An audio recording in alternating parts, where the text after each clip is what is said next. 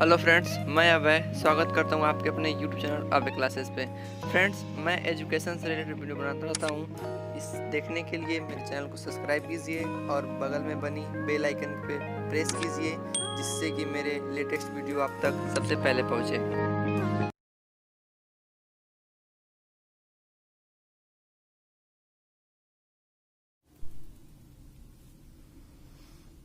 जिसमें प्रश्न दिया है पहला कि 5% को साधारण भिन्न में लिखो। तो फ्रेंड्स, जिसमें देखिए ये प्रतिशत दिया है, प्रतिशत का अर्थ होता है 1/100, अर्थात प्रतिशत मतलब प्रति के 100 मतलब बटे में 100 को हम प्रतिशत कहते हैं।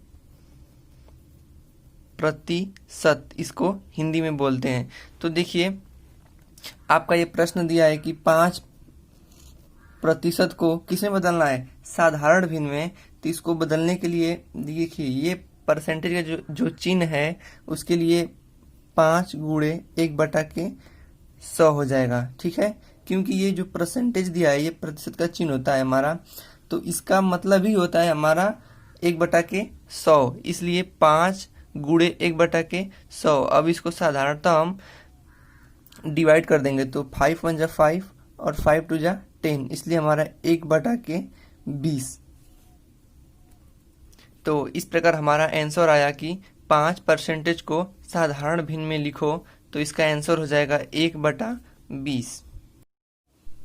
अब आपका नेक्स्ट प्रश्न है कि कोई साधारण भिन्न दे दे और उसको आपको परसेंटेज में बदलने के लिए बोले, तो उसके लिए हम करते हैं क्या कि 1/100 से उसमें गुणा कर देते हैं। तो देखिए 5/8 गुणे, अब देखिए ये जो परसेंटेज होता था इसमें आपका, तो 1/100 से उसमें गुणा करते थे, और इसको यदि आपको कोई साधारण भिन्न दे दे और आपको बदलने के लिए बोले परसेंटेज में, तो उसमें 100 का गुणा कर देंगे। ठीक है, अब इसको डिवाइड करेंगे तो 4 2 जा 8 और 25 4 जा 100। ठीक है, अब इसको मल्टीप्लाई करेंगे, हो जाएगा 25 5 125/2, और इसको डिवाइड करेंगे तो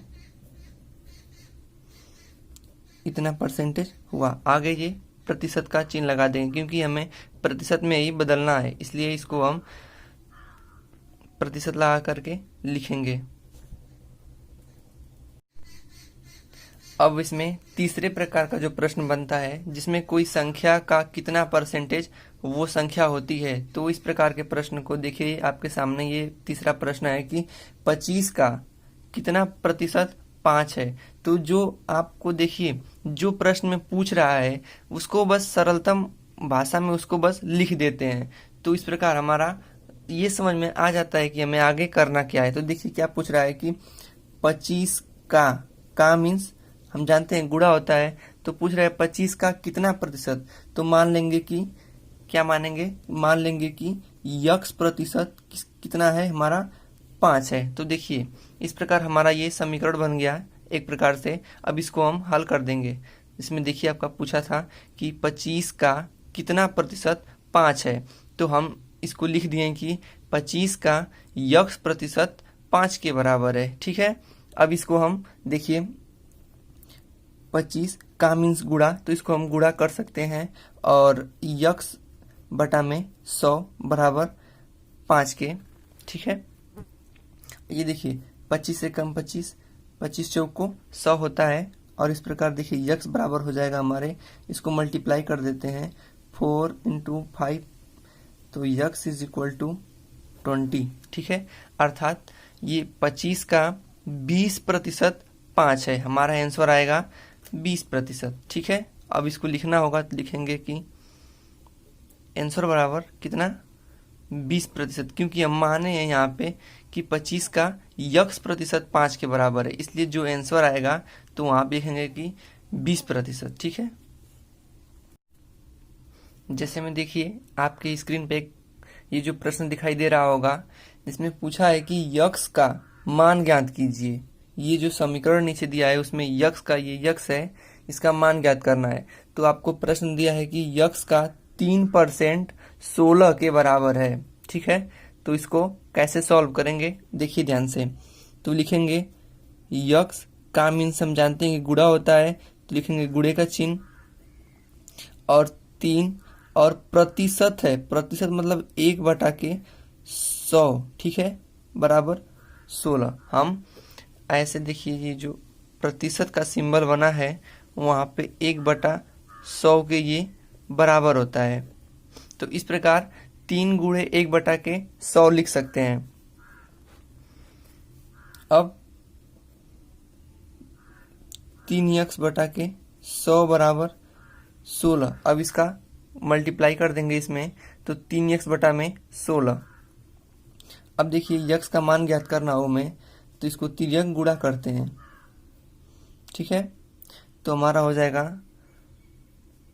3x, 3x का 1 में गुणा करेंगे तो 3x, और ये 100 है, 100 का गुणा 16 में करेंगे तो हो जाएगा 100 गुणे 16।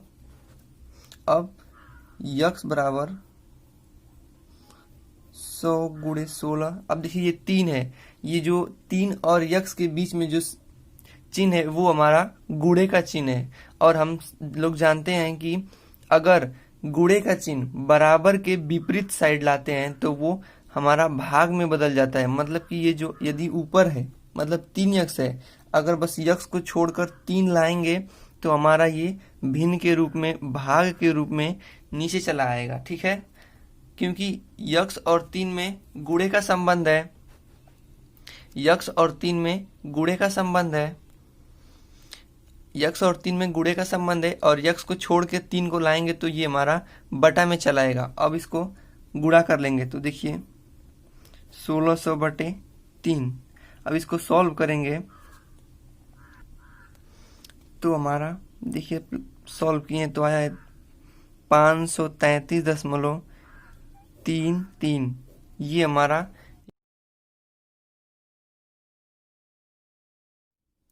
तो फ्रेंड्स मैं उम्मीद करता हूँ कि आप लोगों को संख्याओं को दशमलव में बदलना और दशमलव में जो संख्या दी होती है उसको भिन्न में बदलना आ गया होगा। मैं प्रतिशत से संबंधित प्रश्नों को क्रमशः लगातार वाइज अपने अगले अगले वीडियो में, नेक्स्ट वीडियो में करके आपको शुरू से मतलब जो प्रारंभ से स्टार्ट किए हैं और अंत तक लाकर आपको समझा देंगे कि प्रतिशत में जो संख्या दी होती है या प्रतिशत के जो सवाल, बड़े बड़े सवाल होते हैं, उनको किस प्रकार से सॉल्व किया जाता है। ठीक है फ्रेंड्स, धन्यवाद।